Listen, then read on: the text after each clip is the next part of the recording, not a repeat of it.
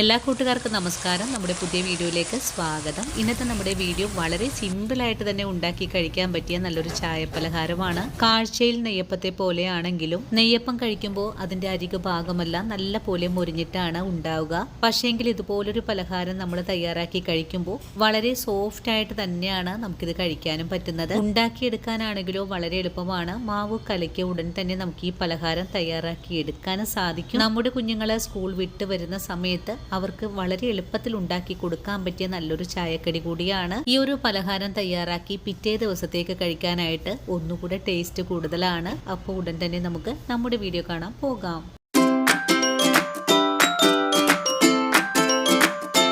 ഇനി നമുക്ക് ചായ പലഹാരം തയ്യാറാക്കാൻ തുടങ്ങാം. ഇതിനായിട്ടൊരു ബൗൾ എടുത്ത് വെച്ചിട്ട് ഇതിലേക്ക് 1 കപ്പ് അളവിൽ വറുത്ത റവ ചേർത്ത് കൊടുക്കാം. റവ എടുക്കുമ്പോൾ വറുത്തതോ വറുക്കാത്തതോ നമുക്ക് എടുക്കാവുന്നതാണ്. ഇതിന്റെ കൂടെ തന്നെ 1/2 കപ്പ് അളവിൽ ഗോതമ്പ് പൊടി കൂടെ ചേർക്കാം. ഇനി നമുക്കിതിലേക്ക് 300 മില്ലി അളവിൽ 1 കപ്പ് ശർക്കര പാനി കൂടെ ഒഴിച്ചു കൊടുക്കാം. നല്ല പോലെ ഒന്ന് ഇളക്കി യോജിപ്പിച്ചു കൊടുക്കാം. ശർക്കരപ്പാനി ചെറിയ ചൂടോടുകൂടി തന്നെയാണ് ഒഴിച്ചു കൊടുക്കേണ്ടത്. അങ്ങനെ ശർക്കരപ്പാനിയും റവയും കൂടെ ചേർത്ത് ഒന്ന് മിക്സ് ചെയ്ത് കൊടുത്തിട്ടുണ്ട്. ഇനി ഇതിലേക്ക് 1 ടീസ്പൂൺ അളവിൽ ഏലക്കപ്പൊടി ചേർക്കാം. കുറച്ച് ഉപ്പും കൂടി ചേർത്ത് കൊടുത്തതിന് ശേഷം വെള്ളം കൂടി ചേർത്തൊന്ന് ലൂസാക്കി എടുക്കാം. ഇപ്പോൾ നല്ല കട്ടിയായിട്ടാണ് നമ്മുടെ ഈ ഒരു ബാറ്റർ ഇരിക്കുന്നത്. ഒന്നുകൂടെ ലൂസായിട്ട് കിട്ടണം. 1/4 കപ്പ് വെള്ളം കൂടെ ഒഴിച്ചു കൊടുക്കുന്നുണ്ട്.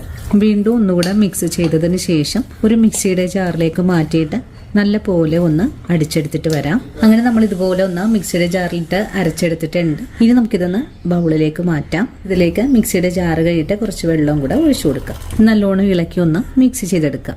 ഇതുപോലൊരു അയവിനാണ് നമുക്ക് മിക്സ് ചെയ്തെടുക്കേണ്ടത്.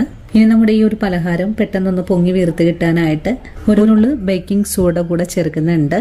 വീണ്ടും ഇതെല്ലാം കൂട്ടി യോജിപ്പിച്ച് ഒന്ന് ഇളക്കി മിക്സ് ചെയ്തെടുക്കാം. ബേക്കിംഗ് സോഡ ചേർത്ത് കഴിഞ്ഞാൽ കട്ടകളൊന്നും തന്നെ ഇല്ലാതെ നല്ല പോലെ ഇളക്കി മിക്സ് ചെയ്തെടുക്കണം. ഇതുപോലെ മുകളിലോട്ടും താഴോട്ടും കോരി ഒഴിച്ചിട്ട് വേണം മാവ് മിക്സ് ചെയ്തെടുക്കാനായിട്ട്. അപ്പം നല്ലതുപോലെ മിക്സ് ചെയ്ത് കഴിഞ്ഞിട്ടുണ്ട്. ഇനി നമുക്ക് ഈ മാവിനെ ഒന്ന് റെസ്റ്റ് ചെയ്യാൻ വെച്ച് കൊടുക്കാം. മാവൊന്ന് മൂടി വെച്ച് കൊടുക്കുവാണ്. അങ്ങനെ നമ്മുടെ മാവ് ഇവിടെ മിക്സ് ചെയ്ത് വെച്ചിട്ട് 20 മിനിറ്റ് ഒക്കെ കഴിഞ്ഞിട്ടുണ്ട്. ഇനി നമുക്ക് ഉടൻ തന്നെ പലഹാരം തയ്യാറാക്കാൻ തുടങ്ങാം. എപ്പോഴും നമ്മുടെ മാവ് ഇത്രയും തന്നെ കട്ടിയിലാണ് ആയി വന്നിട്ടുള്ളത്. മാവ് മിക്സ് ചെയ്ത് വെക്കുമ്പോൾ കട്ടി കൂടി പോവുകയാണെങ്കിൽ കുറച്ചുകൂടെ വെള്ളമൊക്കെ ചേർത്ത് നമുക്ക് മാവ് ഒന്ന് ലൂസാക്കി എടുക്കാവുന്നതാണ്. അപ്പം നമ്മുടെ മാവിൻ്റെ കറക്റ്റായിട്ടുള്ളൊരു പാകമാണ് കേട്ടോ ഇത്. ഇനി പലഹാരം പൊരിച്ചെടുക്കാനുള്ള എണ്ണ അടുപ്പിലേക്ക് വെച്ചിട്ടുണ്ട്. എണ്ണ ഒന്ന് ചൂടായി വരട്ടെ. എണ്ണ ഇപ്പോൾ ചൂടായി വന്നിട്ടുണ്ട്. ഇനി നമുക്ക് ഫ്ലെയിം ഒന്ന് കുറച്ച് വെച്ച് കൊടുക്കാം. ഇനി ഓരോ തവി മാവും എണ്ണയിലേക്ക് കോരി ഒഴിച്ചു കൊടുക്കാം.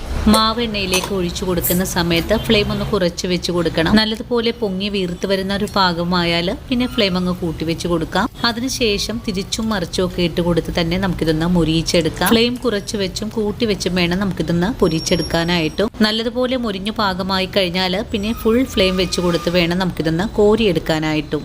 അങ്ങനെ നമ്മുടെ ആദ്യ പലഹാരം ഞാനിവിടെ ഫ്രൈ ചെയ്ത് മാറ്റിയിട്ടുണ്ട്. നിങ്ങൾക്ക് കാണാലോ എത്ര ഫ്ലഫി ആയിട്ടാണ് നമുക്ക് ഈ പലഹാരം തയ്യാറാക്കി എടുക്കാൻ സാധിച്ചിട്ടുള്ളത്. മാവ് കലക്കി ഒരു 10 മിനിറ്റ് കൊണ്ട് തന്നെ നല്ല സ്വാദേറിയ പലഹാരം നമുക്ക് എല്ലാവർക്കും തയ്യാറാക്കി എടുക്കാനും സാധിക്കും. ആദ്യം ചെയ്ത പോലെ തന്നെ രണ്ടാമത്തെ പലഹാരവും എണ്ണയിലേക്ക് കോരി ഒഴിച്ചു കൊടുത്തിട്ടുണ്ട്. നല്ലതുപോലെ പൊങ്ങി വീർത്ത് കഴിഞ്ഞാൽ പിന്നെ തിരിച്ചും മറിച്ചൊക്കെ ഇട്ട് കൊടുത്ത് തന്നെ നമുക്കിതൊന്ന് മുരിയിച്ചെടുക്കാം. അങ്ങനെ നമ്മുടെ മാവ് ചട്ടിയിലേക്ക് കോരി ഒഴിച്ചാൽ ഉടൻ തന്നെ നല്ല ഫ്ലഫി ആയിട്ട് തന്നെ പൊങ്ങി വീർത്ത് വളരെ എളുപ്പത്തിൽ തന്നെ നമുക്കിത് ഉണ്ടാക്കിയെടുക്കാനും സാധിക്കുന്നുണ്ട്. ഇതുപോലെ തന്നെ നമുക്ക് എല്ലാ പലഹാരവും ഒന്ന് മുരിയിച്ചെടുക്കാം. നിങ്ങൾക്ക് ഈ വീഡിയോയിൽ കൂടെ കാണാലോ വളരെ ഫ്ലഫി ആയിട്ടും വളരെ എളുപ്പത്തിലാണ് നമുക്കിത് തയ്യാറാക്കി എടുക്കാനും സാധിക്കുന്നത്. ആദ്യമായിട്ട് പാചകം ചെയ്യുന്ന ആൾക്കാർക്ക് വരെ ഈസി ആയിട്ട് ഉണ്ടാക്കിയെടുക്കാൻ പറ്റിയ നല്ലൊരു ചായപ്പലഹാരമാണ്. അപ്പോൾ ഇന്നത്തെ നമ്മുടെ വീഡിയോയും ഇത്രയേ ഉള്ളൂ. ഈ ഒരു വീഡിയോയും കണ്ടിട്ട് എല്ലാവരും വീടുകളിൽ തയ്യാറാക്കി നോക്കണം. തയ്യാറാക്കി നോക്കുമ്പോൾ ഈ ഒരു പലഹാരത്തിന്റെ സ്വാദ് നിങ്ങൾക്ക് ഇഷ്ടപ്പെടുവാണെങ്കിൽ നമ്മുടെ പേജ് ഒന്ന് ഫോളോ ചെയ്ത് നമ്മുടെ ഫാമിലിയിൽ മെമ്പറാകാൻ മറക്കല്ലേ. അതുപോലെ വീഡിയോ കുറിച്ചുള്ള അഭിപ്രായങ്ങൾ കമന്റ്സ് ആയിട്ട് അറിയിക്കാനും മറക്കരുത്.